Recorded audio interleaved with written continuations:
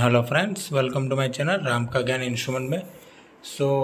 आज का हमारा टॉपिक है डिफरेंशियल प्रेशर ट्रांसमीटर का कैलिब्रेशन कैसे करते हैं। लास्ट मेरे वीडियो आप देख लोगे राम का ज्ञान इंस्ट्रूमेंट में। डीपी टाइप कैलिब्रेशन मैंने प्रैक्टिकल बेसिस में मैंने आपको करके बता दिया था कि वो कैसे करते हैं प्रैक्टिकल बेसिस पे। तो उसमें आपको कुछ नहीं करना है, हाई प्रेशर साइड में आपको प्रेशर अप्लाई करना है और उसके हिसाब से कितना प्रेशर मास्टर और ट्रांसमीटर में कितना आ रहा है उसके हिसाब से चेक कर लेना है।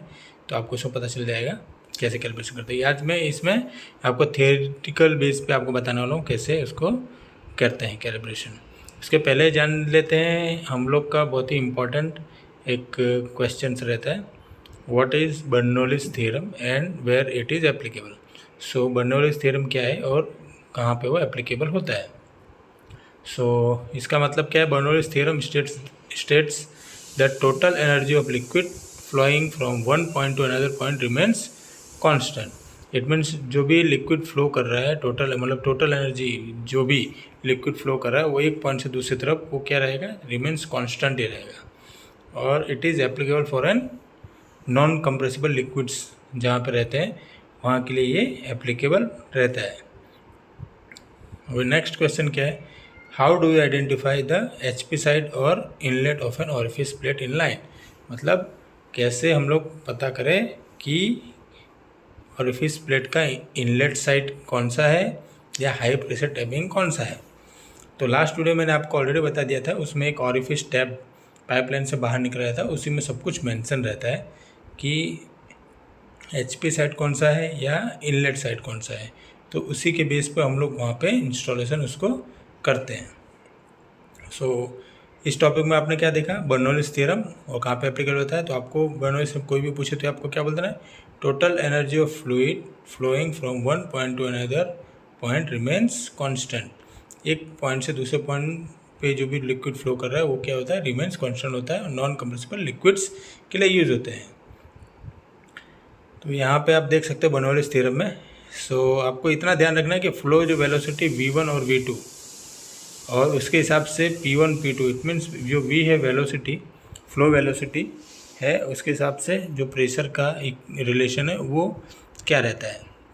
तो आपको इसमें खाली इतना याद ध्यान रख देना है कि फ्लो वेलोसिटी जैसे जैसे बढ़ेगा तो प्रेशर आपका कम होगा और फ्लो वेलोसिटी जैसे जैसे कम होगा प्रेशर आपका बढ़ेगा। तो यहाँ पे आप देख सकते हैं एक पाइप है जिसका एनुअल एरिया जो है वो बढ़ा हुआ है, इट मीन्स वहाँ पे वेलोसिटी अगर उसकी ज़्यादा है तो उस कंडीशन में प्रेशर आपका कम लग रहा है। वहाँ पे V2 जहाँ पे देख रहे हो फ्लो वेलोसिटी वहाँ पे कम हो गया क्योंकि वहाँ पे प्रेशर आपका P2 ज़्यादा लग रहा है। इस वीडियो में भी आप देख सकते हो, इस ग्राफ में, इस पिक्स में सेम वही है, एक पाइपलाइन है, बीच का सरफेस एरिया उसका आपका कम हो गया। तो स्टार्टिंग में V1 के साथ में क्या होगा, वेलोसिटी ज़्यादा है लेकिन उस कंडीशन में प्रेशर कम रहेगा। तो जहाँ पे एरिया आपका कम हो जा रहा है वहाँ पे आपका प्रेशर ज़्यादा हो जाएगा और फ्लो आपका कम हो जाएगा। आपको इतना ध्यान रख लीजिए, कोई भी इंडस्ट्रीज़ में ये कॉमन ही रहता है, किसी भी पाइपलाइन में प्रेशर और फ्लो वेलोसिटी और प्रेशर का जो रिलेशनशिप होता है वो। और ये एक थ्योरम भी है, बर्नौलीज थ्योरम में एक एग्जांपल जो हम लोग का प्लेन जो भी लिफ्ट होता है, इसी प्रिंसिपल बेस पे ही होता है कि हाई प्रेशर रहेगा तो लो वेलोसिटी में चलेगा, अगर लो प्रेशर है तो हाई वेलोसिटी के साथ वो ट्रैवल करेगा। जैसे जैसे ऊपर हम लिफ्ट करते जाते हैं तो क्या हो जाता है, हाई प्रेशर डेवलप होता है ऊपर, ठीक है ना, उसके हिसाब से क्या वेलोसिटी उसकी क्या क्या हो जाती है, कम हो जाती है। और जैसे जैसे हम लोग नीचे आते हैं तो क्या हो जाता है, उसका अपोजिट, जो भी लैंड करने के टाइम जब भी रहता है तो उसका अपोजिट हो जाता है। बर्नौलीज थ्योरम एकदम सिंपल और आसान वैसा मैंने आपको समझा दिया है। उसको आप ध्यान में रखिए कैसे इसको करते हैं।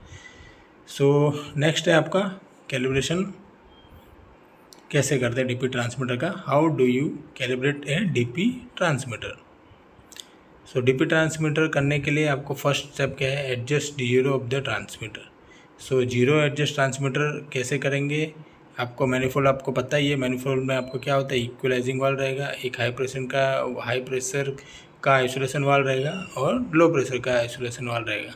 सो आपको क्या करना है, जीरो चेक करने के लिए हाई और लो का दोनों बंद कर देंगे, इक्वलाइजिंग का वाल्व खोल देंगे। इट मीन्स वहाँ पे हाई प्रेशर लो प्रेशर के डायफ्राम पर कोई भी प्रेशर आप इम्पैक्ट नहीं करेगा। इट मीन्स वहाँ पे वो जीरो दिखा देगा। और सेकंड आपका प्रेशर टेस्ट क्या होता है, स्टैटिक प्रेशर टेस्ट। मतलब क्या है, equal pressure on both side of the, दोनों इक्वल प्रेशर हम लोग बोथ साइड में अप्लाई करेंगे। उस कंडीशन में जीरो शिफ्ट नहीं होना चाहिए। और उसके थर्ड है जो आपका क्या है, वैक्यूम टेस्ट। इक्वल वैक्यूम जो है दोनों साइड में अप्लाई करेंगे, उस कंडीशन में जीरो ड्रिफ्ट नहीं होना चाहिए, मतलब जीरो शिफ्ट नहीं होना चाहिए। तो आप कह सकते हैं कि कैलिब्रेशन ओके है। तो कैलिब्रेशन प्रोसीजर के लिए आपको कुछ करना नहीं, एक मल्टीमीटर लेना है, उसको सीरीज़ में लगा के 420 में रख देंगे, उसको पावर अप कर देना है। अगर आपको पावर अप करने के लिए पीएलसी से या डीसी से यूज़ कर रहे हो तो डायरेक्ट आप कनेक्ट कर सकते हैं। इधर 250 ओम का रेजिस्टेंस लगा के आप उसको कनेक्ट कर लीजिए। अभी एलपी साइड में तो आप ओपन टू एटमॉस्फेयर रहता है।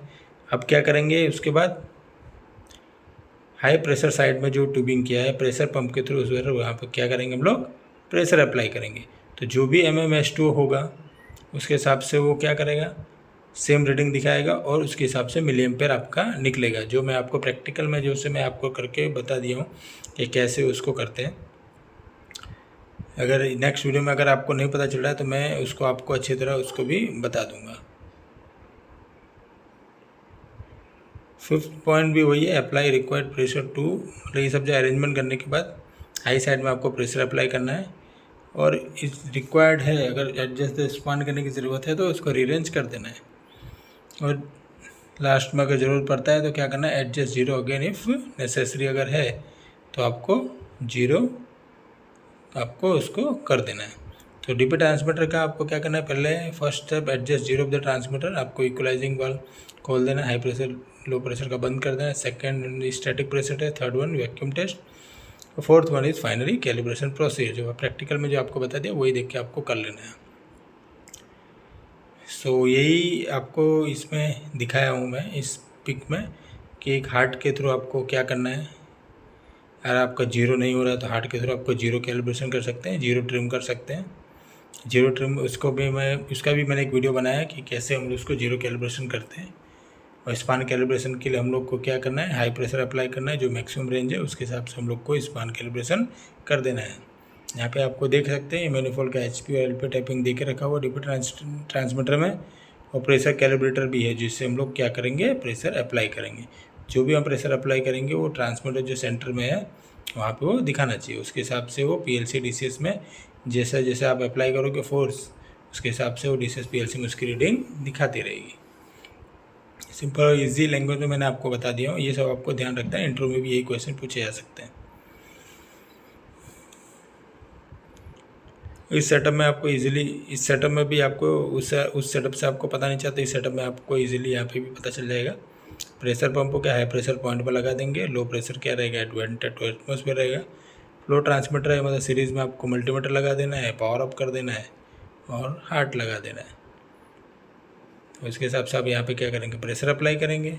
0 से 10 बार का है तो 0 अप्लाई करिए, फिर 2 बार, 4 बार, 6 बार, 8 बार, 10 बार। उसके हिसाब से मिली एम्पेयर निकल रहा है कि नोट डाउन करिए। अगर निकल रहा है तो ठीक है, नहीं तो स्पान कैलिब्रेशन आपको जितने पे मारना है मैक्सिमम रेंज पे आप मार सकते हैं।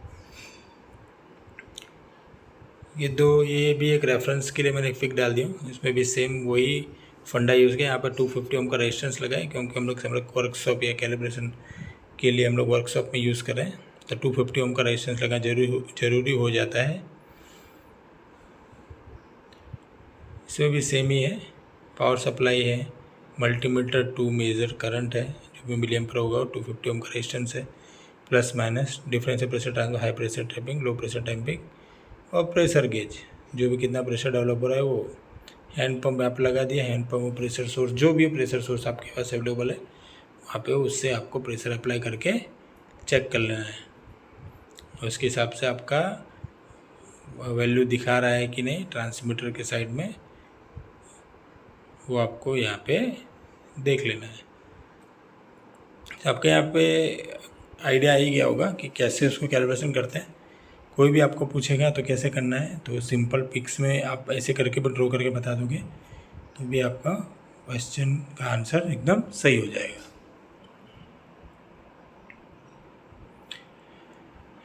अभी इसमें आपको क्या पूछ रहे हैं, what is the seal liquid used for filling impulse line on crude and viscous liquid. So हम लोग क्या करते हैं, इम्पल्स लाइन में जो लाइन में क्रूड ऑयल हो या विस्कस कोई लिक्विड होता है तो हम लोग इम्पल्स लाइन किससे फिलअप करते हैं। तो आपको सिंपल एक वर्ड से याद कर देना है, ग्लाइकोल। ऐसे रेफरेंस सॉल्यूशन के तरीके यूज़ करते हैं। सो आपको ये याद हो जाना चाहिए, glycol. So what is the seal liquid used for filling impulse lines on crude and viscous liquids. तो इसका आंसर क्या आएगा, ग्लाइकोल। सो आज के वीडियो में हम लोगों ने क्या कवर किया, बर्नौलीज का थ्योरम, उसका क्या एप्लीकेशन है।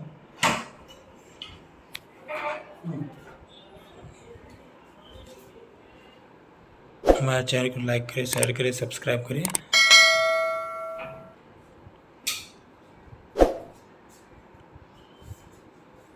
आपको नेक्स्ट वीडियो में आपके उसके आगे का क्वेश्चन जितने भी वो बताने वाला हूँ। सो हमारे के साथ बने रहिए।